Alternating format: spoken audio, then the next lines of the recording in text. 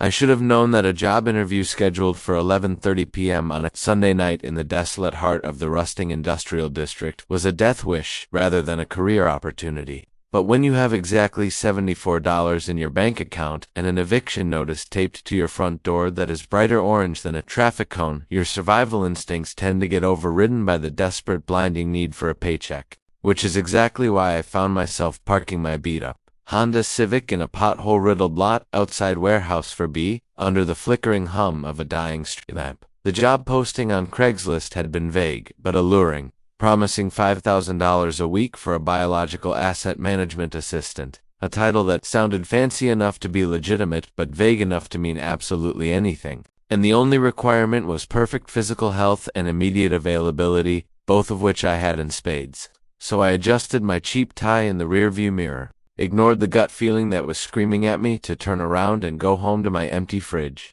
and walked toward the heavy steel door that looked more like the entrance to a prison than an office. I pressed the buzzer, which let out a harsh metallic grind, and a voice crackled through the intercom, distorted and dry, simply saying, "Enter," followed by the loud clack of the magnetic lock disengaging, allowing me to step into a long sterile hallway that smelled aggressively of bleach and rubbing alcohol, a scent so strong it made my eyes water and immediately triggered a headache, completely masking whatever underlying odor they were trying to hide. There was no receptionist, no potted plants, no motivational posters on the walls, just a single metal chair sitting in the middle of the hallway, and a heavy door at the far end, and as I walked down that corridor, the silence was suffocating, broken only by the squeak of my dress shoes on the concrete floor, which had been polished to a mirror shine, almost slippery, as if it was designed to be easily hosed down. When I reached the door at the end, it opened before I could knock, revealing a man who looked like a walking caricature of a mad scientist's accountant. He was gaunt, pale, wearing a pristine white lab coat over a plastic apron that looked suspiciously like the kind butchers wear, and he didn't smile, didn't shake my hand, just gestured for me to sit on a wooden stool in the center of a room that was covered floor to ceiling in translucent plastic sheeting. "Thank you for coming on such short notice," he said, his voice devoid of any human warmth. "Time is a critical factor in our industry, and fresh inventory is always in high demand," a phrasing that struck me as odd, but I just nodded and handed him my resume, which he didn't even glance at before tossing it into a waste bin filled with what looked like shredded medical gowns. He pulled out a clipboard and a pen, staring at me with an intensity that made me feel like a specimen under a microscope, and said, "Forget the resume. I need to verify your physical metrics to ensure you meet the criteria for the position." And then he began firing off questions that had absolutely nothing to do with administrative assistance or management. "Do you smoke? Do you consume alcohol frequently? Is there a history of heart disease in your family? Have you ever had surgery? Are your kidneys functioning at full capacity?" I answered no and yes in all the right places, thinking this was just an intense corporate wellness check for an insurance policy, until he asked the question that made the hair on the back of my neck stand up. "What is your blood type? And are you currently listed on any missing persons registry?" I froze, my mouth going dry, and laughed nervously, asking, "Is that relevant to the assistant role?" But he didn't laugh back. He just stared at me with those dead, shark-like eyes and said, "It is vital for the compatibility of the assets," before standing up and pouring a glass of water from a pitcher on a metal tray, offering it to me with a slight push, insisting, "You look parched. Drink this. Hydration is key for a clean sample." I took the cup, my hands trembling slightly, and as I brought it to my lips, I caught a whiff of something bitter, chemical, and sweet, like crushed almonds, and I looked down at the liquid to see a tiny, undissolved white grain swirling at the bottom. At that exact moment, my eyes wandered to the corner of the room where the plastic sheeting had come loose from the wall, revealing a glimpse of the room next door, through a glass partition I hadn't noticed before. Inside that room there were no desks, no computers, just 3 surgical tables equipped with heavy leather straps, and underneath one of the tables was a pile of clothes, jeans, t-shirts, sneakers that looked disturbingly like the clothes of someone who had just come from a job interview. The realization hit me like a physical blow. There was no job. There was no assistant position. I was the asset, and this wasn't an interview. It was a screening for involuntary organ harvesting, and the immediate start meant they were going to part me out like a stolen car before the sun came up. The man in the apron noticed my gaze shifting, and his demeanor changed instantly from cold professional to predatory menace. He took a step toward me, reaching into his pocket for something that glinted silver, probably a scalpel or a syringe, and said, "Drink the water.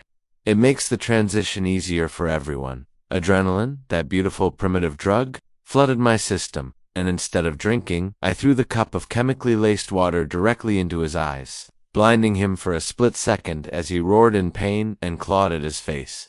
I didn't wait to see if he was permanently damaged. I spun around and bolted for the door, my shoes slipping on the slick floor, hearing him scream, "Security! We have a runner in containment."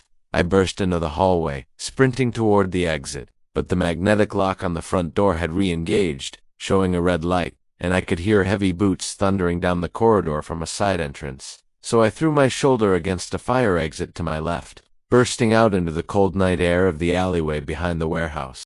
I scrambled over a chain-link fence, tearing my suit trousers and slicing my palm open on the rusted wire, but I didn't feel the pain. I just ran, scrambling through the weeds and debris until I reached my car, fumbling with the keys, dropping them, picking them up, and finally jamming the key into the ignition just as the back door of the warehouse flew open, and two massive men in security uniforms burst out, scanning the parking lot with flashlights.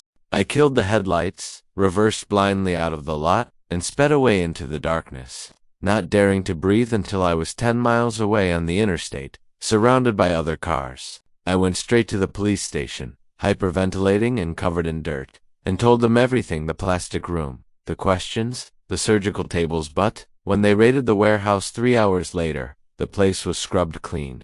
The plastic was gone, the tables were gone, the smell of bleach was replaced by the smell of dust, and the building was listed as vacant for the last 5 years. They told me I must have hallucinated from stress or exhaustion, that maybe I needed a mental health evaluation, and I almost believed them.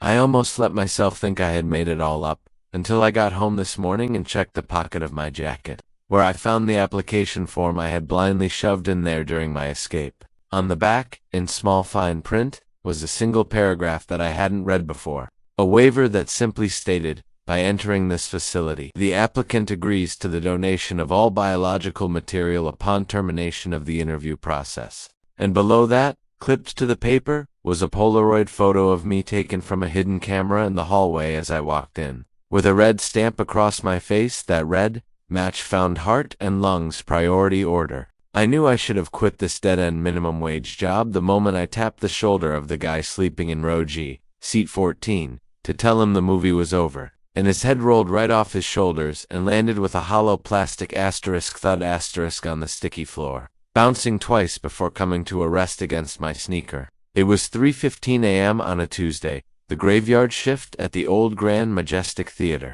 a crumbling relic of the 90s that smelled perpetually of stale popcorn butter, urinal cakes, and something vaguely metallic that I tried not to think about. And I was the only one there because the manager, a guy I had never actually met in person but only communicated with via aggressive sticky notes left on the break room fridge, had cut the budget down to a skeleton crew of exactly one, me. I stared at the severed head on the floor, my heart doing a triple backflip in my chest, until my flashlight beam cut through the darkness and revealed that it wasn't a human head, but a mannequin's, painted with terrifying realism, its glass eyes staring up at the ceiling with a vacant, glossy expression, and the body in the seat was just a bundle of rags stuffed into a trench coat.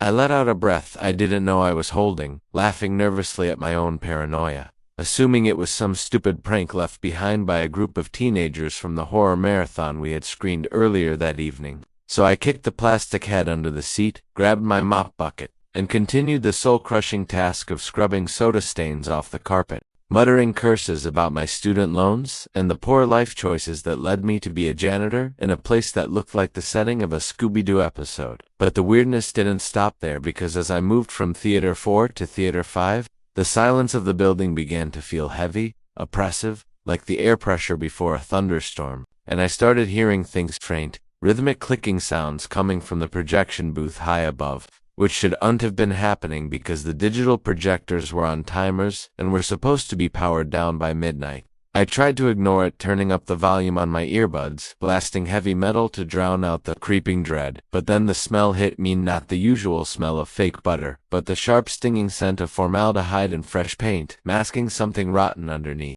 I walked into Theater 9, the largest auditorium at the far end of the hallway. A place we rarely used because the HVAC system made a weird groaning noise, and that's when I froze. The theater wasn't empty. Every single seat in the center block was occupied. There were about 50 people sitting there, facing the blank screen, perfectly still, their silhouettes rigid in the gloom. "Hey," I shouted, my voice cracking, "the show's over. You guys have to clear out." Silence. No one moved. No one coughed. No one checked a phone. I took a step closer, shining my flashlight over the rows, and the beam revealed the truth. They were all mannequins, dozens of them dressed in clothes that looked disturbingly familiar, uniforms from the local burger joint, gas station attendants, other janitors, and they were positioned as if they were an attentive audience, waiting for the curtain to rise.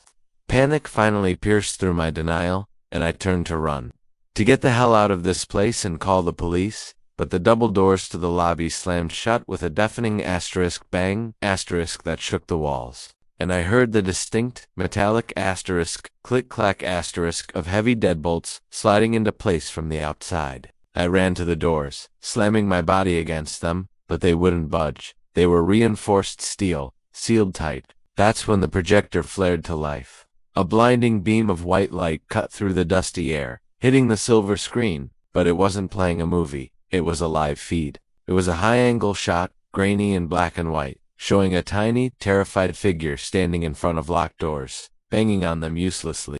It was me. I stared up at the screen, watching myself watch myself. The delay only a fraction of a second, and I realized with a sick sinking feeling that the cameras weren't just in the lobby. They were hidden everywhere, inside the sconces, behind the screen, maybe even inside the eyes of the mannequins. The screen flickered, and text appeared in blood-red font overlaying the live footage of my terror. Scene 1. The realization, action. Suddenly, the PA system crackled to life, a sound so loud it made my teeth ache, and a voice smooth, cultured, and utterly devoid of empathy echoed through the auditorium.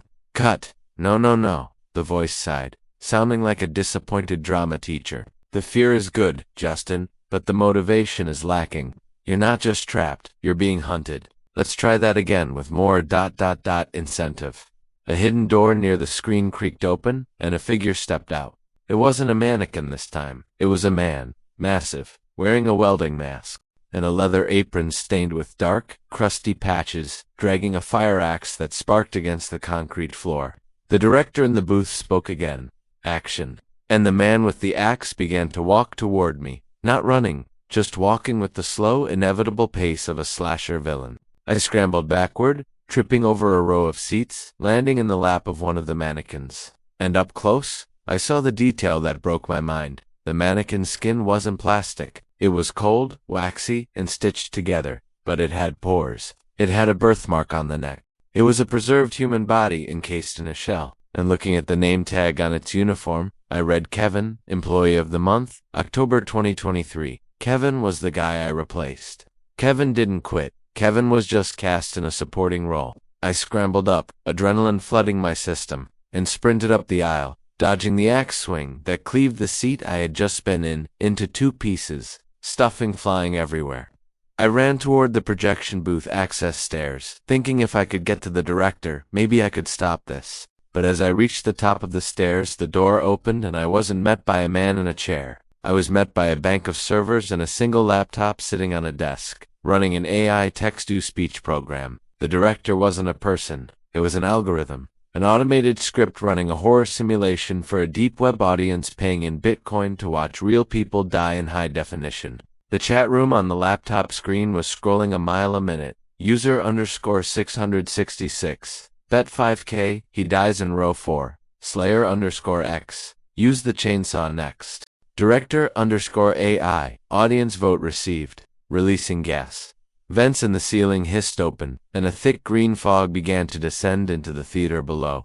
I looked down from the booth window and saw the man with the axe looking up at me, tilting his head, waiting. He wasn't the killer. He was just another actor, probably a prisoner or a slave to this system too.